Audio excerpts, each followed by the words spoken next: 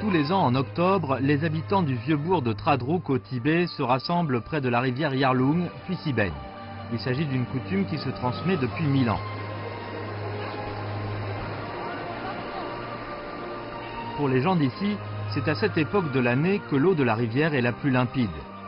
Elle permet non seulement de se laver le corps, mais aussi de purifier son esprit.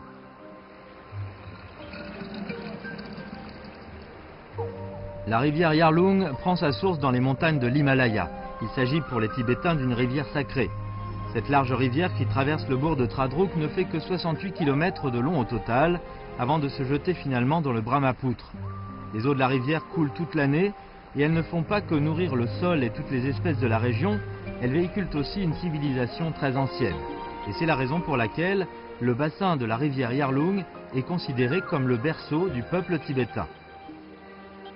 在昌州人的心目中，流淌了千年的雅龙河是一条母亲河，因为在河的沿岸，不仅诞生了西藏第一位藏王，建起了第一座宫殿、第一座村庄，开垦了第一片农田等等，而且极富特色的藏戏、藏舞等文化艺术也大都起源于这里，进而传播到整个藏族地区。Le vieux bourg de Tradrouk est situé dans l'interland du plateau du Qinghai Tibet. Il est bordé au sud par la chaîne de l'Himalaya alors qu'il touche au nord au fleuve Brahmapoutre. Dans cette vallée, au milieu des murmures de l'eau, on vit paisiblement depuis 1000 ans. Le vieux bourg a gardé le style architectural traditionnel tibétain et le temple de Tradrouk représente le centre de la ville. C'est aussi la construction la plus monumentale. Le vieux bourg tout entier s'est formé autour du temple et toutes les artères principales y conduisent, de façon à permettre aux habitants de pouvoir facilement s'y rendre pour prier.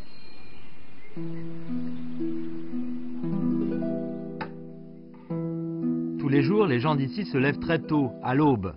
Ils préparent chez eux les feuilles de mûrier, le tsampa, un pain d'orge, et le thé au beurre, avant d'aller au temple de Tradrouk prier pour une belle vie. Le temple de Tradrouk a la réputation d'être le premier sanctuaire bouddhiste de l'histoire du Tibet. Son nom signifie temple du faucon et du dragon. Selon la légende, il y avait ici à l'origine un grand lac, et quand le roi tibétain Songtsen Gampo, né dans la vallée du fleuve Yarlung, a voulu construire ici un temple, un dragon féroce est apparu depuis les profondeurs du lac. Pour dompter le dragon, Songtsen Gampo a envoyé un grand maître bouddhiste sur une montagne sacrée, toute proche, pour se recueillir. Finalement, le maître bouddhiste s'est transformé en un oiseau immense qui s'est battu avec le mauvais dragon. Après plusieurs batailles terribles, le grand oiseau a fini par vaincre le dragon avec un dernier cri. C'est de cette histoire que le temple a tiré son nom.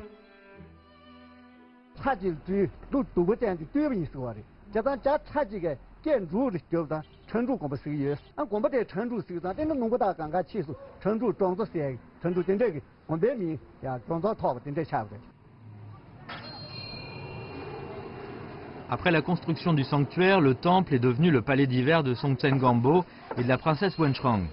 Ils n'étaient pas seuls à vivre ici et ils invitaient aussi de grands savants du bouddhisme à venir étudier et enseigner les écritures. Des hommes pieux ont commencé à affluer ici de toutes les directions et à s'y installer, créant ici des habitations et des champs cultivés. Songtsen Gampo a développé l'économie de la région et a introduit la culture et les techniques chinoises, de sorte que Tradrouk est devenu le centre des échanges culturels. Cette histoire glorieuse fait la fierté des habitants de Tradrouk et c'est la raison pour laquelle ils sont particulièrement attentifs aux traditions. Pour les gens d'ici, protéger cette culture, c'est comme protéger ses propres racines. Dans le temple de Tradrouk, de nombreux objets culturels précieux sont conservés, mais aussi des objets de la vie de tous les jours, qui ont eux aussi acquis une aura sacrée. On dit que cet établi de cuisine a été utilisé par la princesse Wenchang elle-même. Et après plus de 1300 ans, c'est toujours un objet sacré pour les gens d'ici, qu'ils préservent avec soin. Quand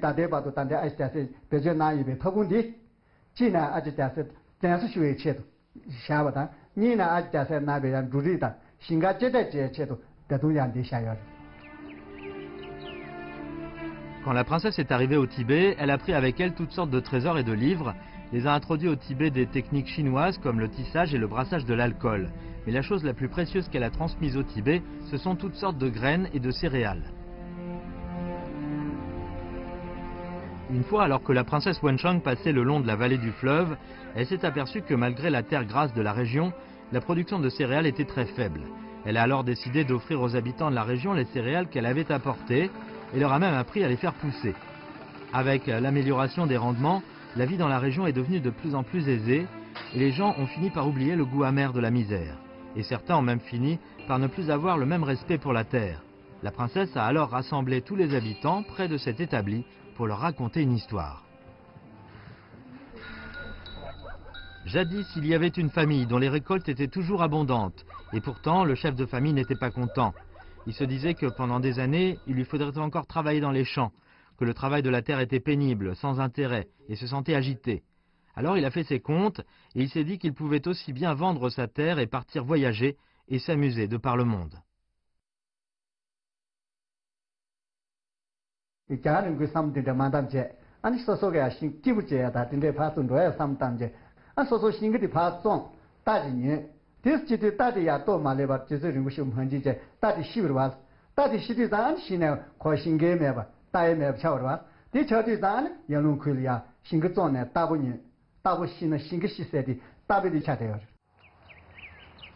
Après avoir perdu sa terre, le paysan n'avait plus les moyens de faire pousser de céréales pour produire de la richesse. Toute sa famille n'a pas eu d'autre choix que de mendier pour survivre et ils ont terminé leur jour dans la misère. Après des centaines d'années, cette histoire continue d'inspirer les descendants du peuple tibétain.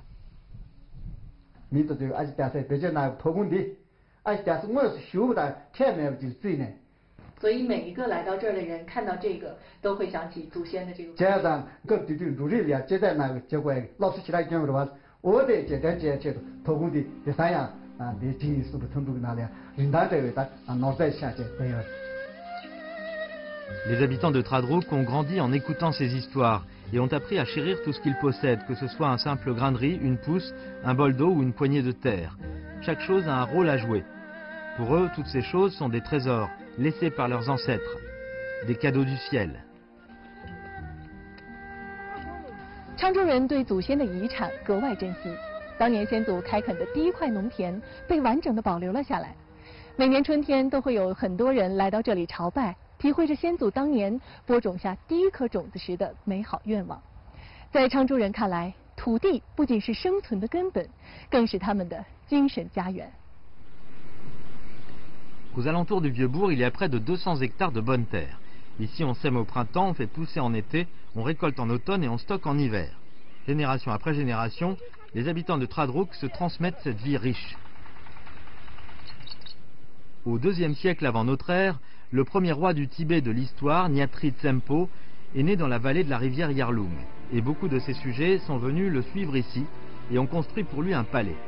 Près du palais, ils ont défriché les premiers champs royaux de l'histoire du Tibet et y ont fait pousser des céréales pour les offrir en tribut au roi. C'est sur cette terre que les ancêtres du peuple tibétain ont commencé le grand cycle des semailles et du travail de la terre, recevant toujours ses bienfaits et quittant pour de bon la vie nomade sans attache. Ces champs royaux, qui se sont enracinés dans le cœur de tous les Tibétains, sont considérés comme des dons du ciel. Chaque année, de très nombreux paysans viennent ici payer leur respect, prier et demander la protection du ciel, ou simplement se montrer reconnaissants envers la générosité de la nature. À leurs yeux, c'est cette terre qui faisait l'honneur de leurs ancêtres. C'est aussi elle qui est à la source de leur propre existence.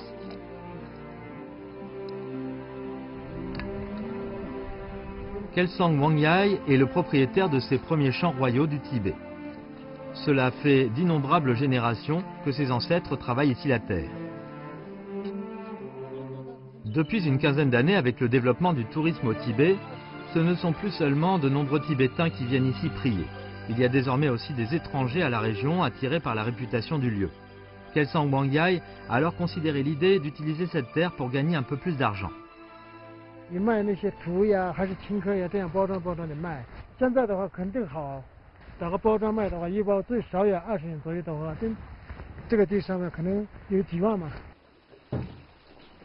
Gagner des dizaines de milliers de yuan tous les ans pour Kelsang Wangyai à l'époque, ce n'était certainement pas de mauvaises affaires. Mais quand les gens d'ici en ont parlé à son père, il a été sévèrement critiqué.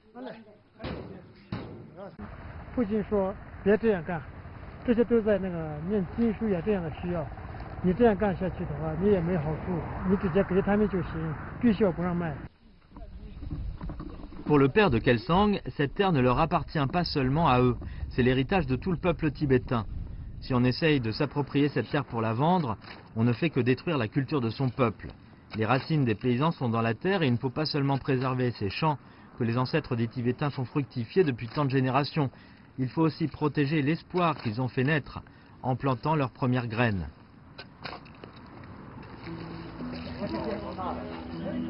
Les paroles de son père ont fait réfléchir Kelsang Wangyai. Il a abandonné son idée de vendre de la terre pour son profit et s'est remis à cultiver ses champs sans plus de manières. Ces dernières années, avec l'augmentation constante du flot de touristes au vieux bourg de Tradruk, la famille de Kelsang Wangyai a ouvert un petit restaurant. Beaucoup de visiteurs attirés par le lieu viennent spécialement dans ce petit salon de thé pour rencontrer le propriétaire des premiers champs royaux du Tibet. Grâce à son style tibétain simple et traditionnel et à son thé au beurre parfumé, le salon de thé fait de très bonnes affaires.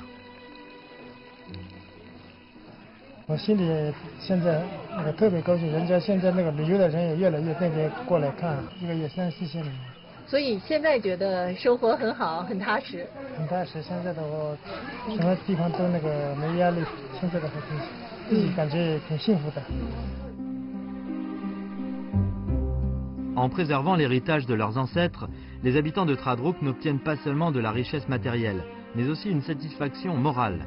Ils savent que le vrai bonheur, c'est de profiter des bienfaits purs et naturels venus de la terre. Aujourd'hui, dans le vieux bourg de Tradruk, il n'y a pas la moindre terre en friche, et même si certaines familles n'ont plus les moyens physiques de s'occuper de leurs champs, leurs voisins sont prêts à les aider à travailler la terre. Chaque année, pendant la période où il y a le plus de travail dans les champs, beaucoup de jeunes partis travailler ou faire des affaires dans le vieux bourg reviennent pour aider aux travaux des champs.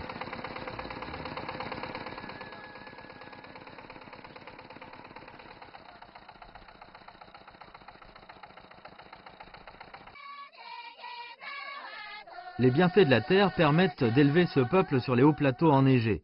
Du fait de leur gratitude pour tous les cadeaux de la nature, les gens d'ici chérissent particulièrement la terre. Pour Kelsang Dolma, du Centre de recherche chinois en tibétologie, ce respect pour l'environnement et les lois de la nature est une manifestation des principes de conservation et de protection au cœur de la culture tibétaine. 从最原始早期的这种游牧文化到后来的农耕文化，不断的是在依赖着大自然的这种馈赠。那么对这种大自然的馈赠，包括这个土地，那是有怀着很深厚的感恩之心。对土地的珍视，我觉得也是一种对文明的珍视，也是对自己祖源的一种珍视。Sous l'influence de la culture traditionnelle, les habitants de Tradrouk ont hérité des richesses et de l'esprit de leurs ancêtres et les ont préservés malgré les attaques de la civilisation moderne, et ils continuent à défendre les racines de leur culture. Les tankas, les peintures bouddhistes et les peintures murales, réalisées à partir de pigments minéraux, n'ont rien perdu de leur couleur malgré les siècles. De même, l'artisanat des tambours de bois démontre la nostalgie et l'instinct protecteur des habitants du Vieux-Bourg pour leur tradition. 昌州古镇当中有很多藏族传统文化的传习所，无论是传统的手工艺，还是藏戏、绘画，古老的文化在这里历经千年依旧传承。走在古镇当中，时常会被这种散发着传统浓郁气息却又依旧鲜活生动的场景所吸引。古镇上的人们身体力行，延续着血脉之中的文化基因。 La protection de la culture entraîne chez les habitants de Tradrouk le sentiment d'un devoir, d'une charge. L'opéra tibétain Tache Sherpa de Yarlung a une forte coloration populaire. Ce genre d'opéra a été créé il y a plus de 600 ans par le grand ancêtre de l'opéra tibétain, Tangtong Gyalpo. Tous les ans, c'est pendant le festival Choton, la fête du yaourt, que la troupe de l'opéra Tache Sherpa fait sa première représentation. Cette représentation artistique ancienne est un héritage de la culture et de l'histoire tibétaine, et aussi un véhicule pour un esprit de façon de voir le monde. Nima Tsedol a 45 ans. C'est un héritier de la 11e génération de l'art de l'opéra Tache Sherpa. Il a commencé à étudier à 16 ans. Et aujourd'hui, il maîtrise déjà les dialogues de 27 rôles différents de l'opéra tibétain. Au cours des années 80, les membres des troupes d'opéra tibétain ne gagnaient qu'une dizaine de yuan par mois. Et du fait des difficultés économiques, Nima Tsedol et ses compagnons devaient travailler dans les champs pour financer leur étude.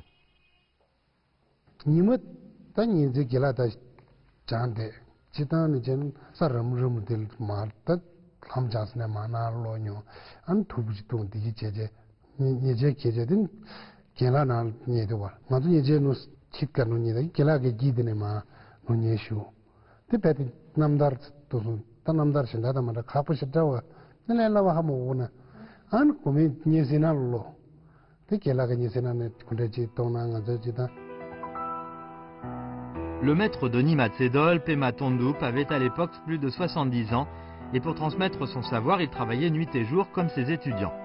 Mais les temps étaient difficiles et dans toute la troupe, il n'y avait même pas un costume de représentation digne de ce nom. Pour récolter des fonds, le vieil homme a décidé d'amener sa troupe à Lhasa pour faire une tournée.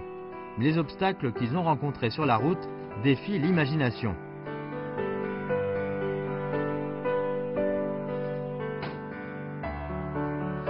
Un jour, alors qu'ils longeaient une passe de montagne, un accident s'est produit.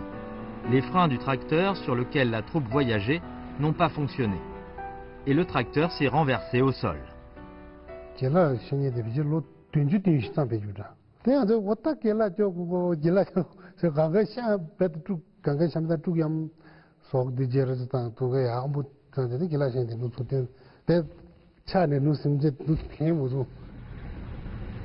Face à tous ces périls inattendus, beaucoup de membres de la troupe ont commencé à vouloir abandonner, mais le vieux Pema Tondoup était décidé et a demandé à ses élèves de continuer.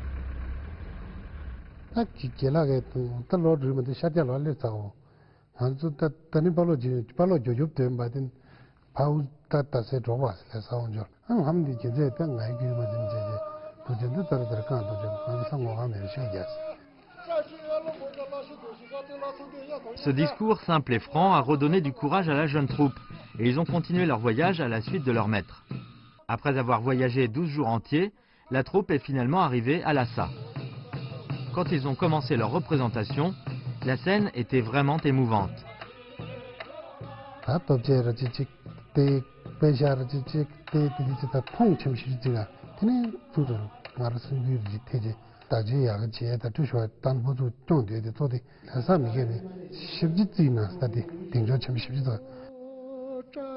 L'amour du public pour l'opéra tibétain a donné un encouragement incroyable à Nima Tsedol et ses compagnons, ainsi qu'une grande confiance en eux.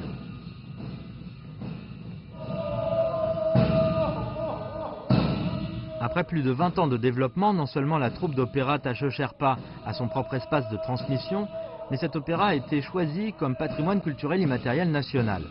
Après la mort du maître Pema Tondup et sous la direction de Nima Tsedol, la troupe s'est développée et compte maintenant 19 membres. Pour ces jeunes gens d'une vingtaine d'années, même si l'étude de l'opéra tibétain ne peut pas leur permettre d'espérer de très hauts revenus, il s'agit quand même d'un honneur qu'aucune somme d'argent ne pourrait remplacer.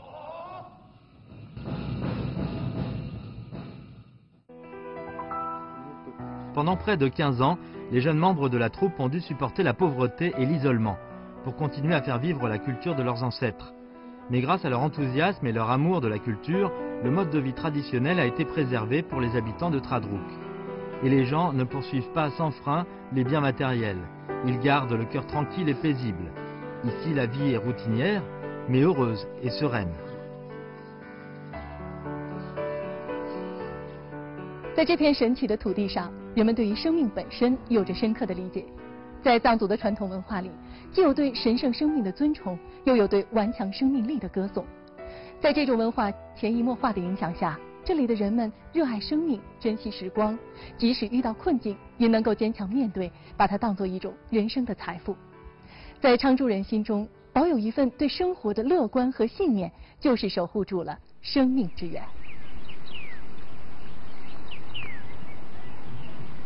Comme beaucoup d'autres habitants de Tradrouk, la première chose que fait Dawa en se levant est de se rendre à l'hôtel bouddhiste de sa famille. Il allume une lampe à beurre qui symbolise la clarté et la sagesse et qui allume dans le cœur des hommes le désir de poursuivre la quête éternelle de la bonté. Quand il était petit, Dawa adorait jouer et une fois il a attrapé un poisson qu'il a mis dans une bassine de métal et qu'il a recouvert d'eau et qu'il a fait bouillir pour regarder le poisson mourir ébouillanté. En apprenant ce qu'il avait fait, sa mère l'a vertement réprimandé.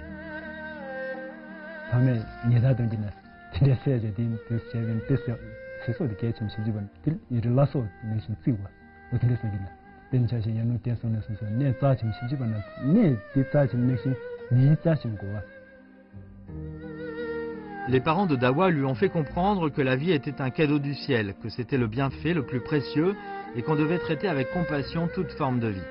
Ces paroles l'ont profondément marqué. À partir de ce moment, il n'a plus jamais fait de mal aux petits animaux autour de lui.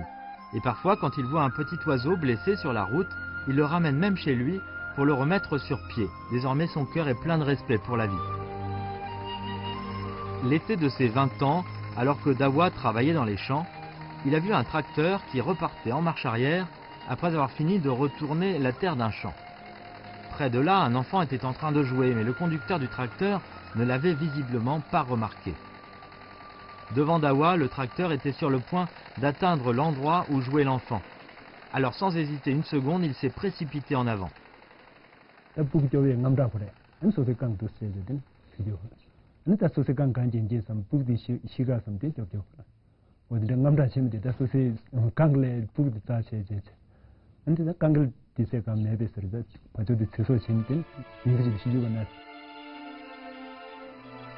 Dawa s'est précipité et a tendu la jambe devant le tracteur en train de tourner, espérant pouvoir sacrifier son propre corps pour protéger l'enfant. La vie de celui-ci a en effet été sauvée, mais la jambe de Dawa a été happée par le tracteur et la douleur ressentie lorsque sa jambe a été écrasée par les rouages de la machine lui a fait perdre connaissance. Quand il s'est réveillé, il était allongé sur un lit d'hôpital, ayant perdu pour toujours son pied et la partie inférieure de sa jambe.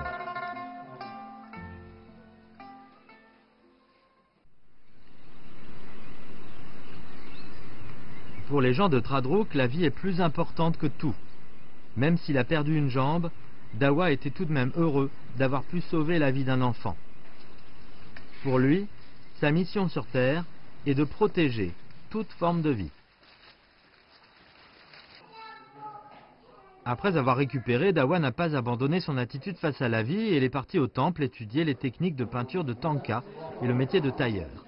Pendant qu'il étudiait, il a beaucoup parlé avec les moines du temple et cela lui a permis de prendre encore mieux connaissance de la valeur de la vie.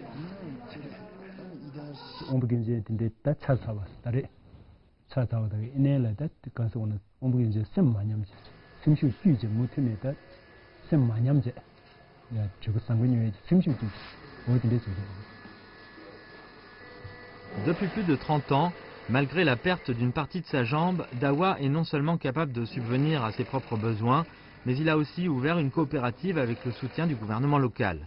Son expérience de vie particulière l'a rendu encore plus désireux d'aider les personnes handicapées, de leur permettre d'acquérir des capacités et de maintenir une attitude optimiste envers la vie.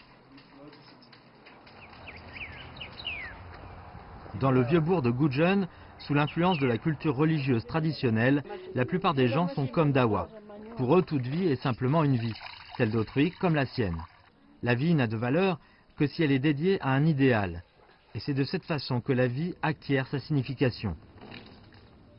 木本守园其实就是对一种生命的珍视，对一切生命形式的这种关爱上，它是一种比较大爱的文化，对我身边的人和对家人的这种爱和关爱，然后扩展到呢对这个族群、对这个社会的爱，那么再扩展就是一个对大自然的爱，必须有人与人之间的关爱，才能共存，才能互助，才能不断的使这个族群繁衍下去，使这个民族繁衍下去。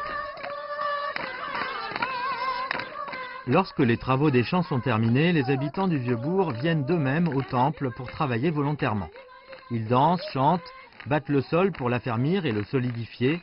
Tous entrent dans un profond état de bonheur et de joie. Les habitants de Tradrouk savent qu'en restaurant le vieux temple, ils restaurent aussi leur spiritualité.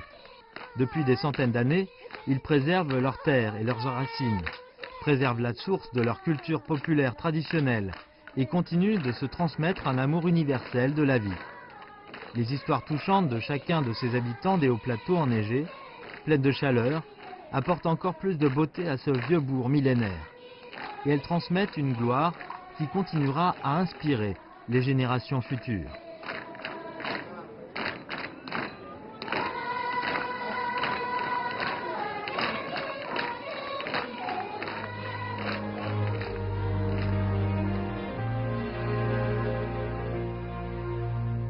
渴望时间的远方，被一束童年的光照亮。